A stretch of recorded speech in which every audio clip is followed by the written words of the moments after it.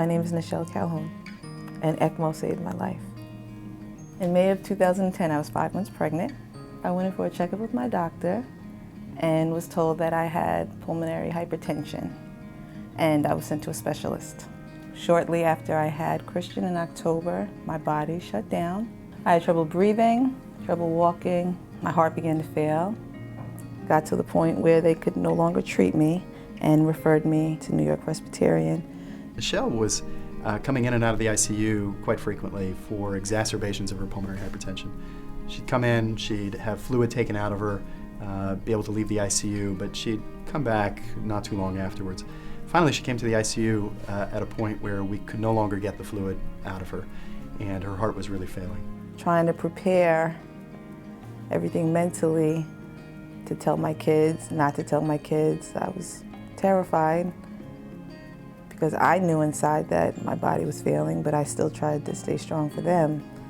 When I first got involved, they came to me, or physicians that were treating her at the time, and said, look, we think that we're going to have to start dialysis on her, and if she starts dialysis, she's not going to be a transplant candidate.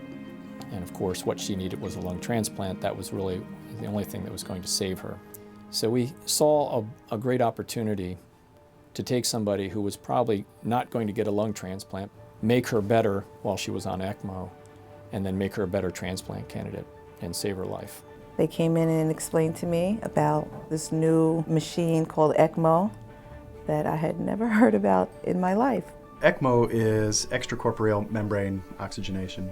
It's essentially an artificial lung. You'd be able to remove blood directly from the body, take it out, put it through a machine that gives it oxygen and takes away carbon dioxide, and then returns it to the body.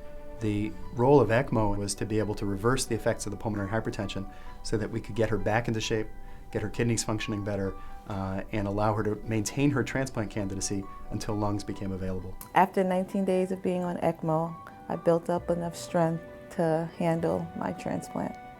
My life now is amazing. I appreciate everything in life now more than ever, and I don't think I would have ever made it to this point if I wasn't introduced to ECMO.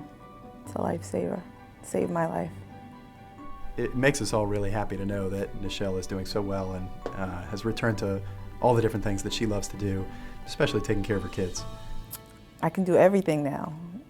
Play with my children, go to my daughter's track meets, shop, cook, clean, party. I mean, you name it, I'm just back to normal and it feels great. All three of my kids reminds me of how thankful I am because I couldn't imagine my life without them or their life without me.